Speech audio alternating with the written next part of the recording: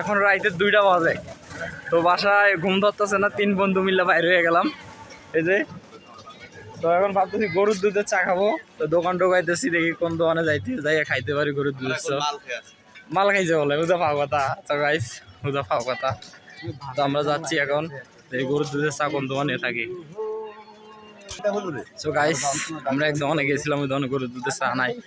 আমাদের এলাকার মধ্যে রাইতে 2টা বাজে এখনো অনেক লোক চলাচল করে, কিন্তু আমাদের এলাকায় একটা শহর হয়ে গেছে। তো ডুলিপাড়া ফকির একটা শহর হয়ে গেছে, রাইতে 2টা বাজে। এরপর মনে করেন লোক চলাফেরা করতেছে। তো দেখি কোন দোকানে গরুর দুধের চা খাইতে পারি। এই যে আমার বন্ধু জাকির ওই যে আমার মামদো ভাই রিফত। আমরা এখন যে জায়গাটা আছি এটা হলো ডুলিপাড়া পকেট গেট। রাতে 2টা বাজে। তো দেখেন এখন অনেক দোকান খোলা আছে, এখন অনেক লোকে আছে, শহর হয়ে গেছে এটা। তোরা বলে বুঝাতে পারবো না যে কতটা ভালো লাগছে। রাতে 2টা বাজে চা খাওয়ার জন্য আমরা আসতেছি, এসে চা খাবো। আসলে অনেক সুন্দর রাতের বেলায় ঠান্ডা হাওয়াটা দিচ্ছে, আরো ভালো লাগতেছে। ঠান্ডা হাওয়াটার কারণে আসলে অনেক সুন্দর লাগতেছে। আমরা তো চার দোকান পাইতেছি না, সামনে একটা আছে, ওটার মধ্যে যাই যে দেখি। তো আমাদের এই শপটা এখনো খোলা আছে। এই শপটা রাইতে প্রায় 3-4টা পর্যন্ত এই শপটা খোলা থাকে। পকেট গেট এটা আমাদের শপ নতুন করে হয়েছে। আমার ফ্রেন্ড দুটোটাই ফিরছে। তো গাইস গরুর দুধের যে জায়গার চাটা বিক্রি করে দোকানগুলো সব বন্ধ। তো এখন আমরা যাচ্ছি পাউডার দুধের খাওয়ার মতো চা। তো গাইস লাল চা আমরা খাবো না, আমরা দুধ চার জন্য ঘুরতেছি, দুধ চা করার জন্য, দুধ চা খাওয়ার জন্য ঘুরতেছি। না ওইটাও ঠিক আছে, ওটাও ভালো, ওই চাটাও অনেক ভালো। তো আমরা এখন আরেক দোকানে যাচ্ছি, দেখি ওই দোকানে কি চা পাওয়া যায় কি যায়। এই দোকানে শেষ দোকান, অনেক দোকান আছে আসলে আমরা ঘুরি নাই। তো এই দোকানটার মধ্যে যাই যা চা যে চাটা পাবো ওইটাই খাবো। তো গাইস অবশেষে একটা চা দোকানে আসলাম, এসে বসলাম। তো গরুর দুধের চা নাই, গরুর দুধের চা ওইটা দিয়ে খাই দিই। সবই আবার এক লগে লাগাইছে, একটা কেটে চাললে হইতো না। আপনার এই জায়গায় ডাবের গাড়ি একটা আছে, ডাব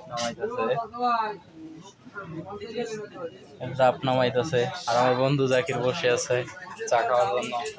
আরেক মামদু ভাই বড় খাদক চা খাওয়ার জন্য বসে রয়েছে। আমরা এখন অপেক্ষা করি আমাদের চা চলে আসবে। তো গাইস অবশেষে আমাদের ফাইনালি চা চলে যাচ্ছে। চাটা কত সুন্দর, খাইলে বুঝতে পারবেন। চিয়ার্স করতাম। তো গাইস চাটা এত মজা পরিমাণ, অনেক কারণ রাইতে 2টা বাজে চা খাইতেছি, এরকম বন্ধুরা একটু চিয়ার্স করলো, আসলে অনেক ভালো লাগলো। মাত্র 7টা বাজে আর চাটা যে এত ভালো বলে বুঝতে পারবো কতটা ভালো আমাদের ফকির গেটের চা। আসলে এক্সিলেন্ট চা, বলে বুঝাতে পারবো না কতটা ভালো লাগে। তো গাইস আমার মামদু ভাই চাটা খেয়ে কি বলে বলো, ভালো কিছু চাটা কেমন লাগতেছে রাইতে 2টা বাজে? পুরো এক্সিলেন্ট পড়াই মামা। তো গাইস আমার ফ্রেন্ড জাকির এখন কি বলে চাটা খাইয়ে? ভাই একদম গণ্য মান্য জঘন্য। এতে পুরো দোকানের বদনাম করে দেওয়ার জন্য এই কথাটা বলছে। আসলে চাটা অনেক সুন্দর, না খেলে বুঝতে পারবেন। আমরা খাচ্ছি, আমরা বুঝতেছি কতটা ভালো লাগতেছে। আচ্ছা গাইস রাইতে 2টা বাজে যেমন গরম, এরকম ঠান্ডা বাতাসও আছে। তো আমরা দোকানের ভিতরে তখন শরীরটাকে ঘাম দিয়ে দিয়েছে, অনেক গরম বেশি আর কি। তো গাইস চা খাইলাম, অবশেষে আমরা টাকা বিলটা দিয়ে দিয়েছি, বেশি না 42 টাকা হয়েছে। তো বিলটা দিয়ে আমরা এখন চলে যাচ্ছি। তো গাইস আমরা চা খেয়ে এখন যাচ্ছি আরেকটা পুরো লাক্সারিয়াস জায়গাতে, পুকুর পাড়ে।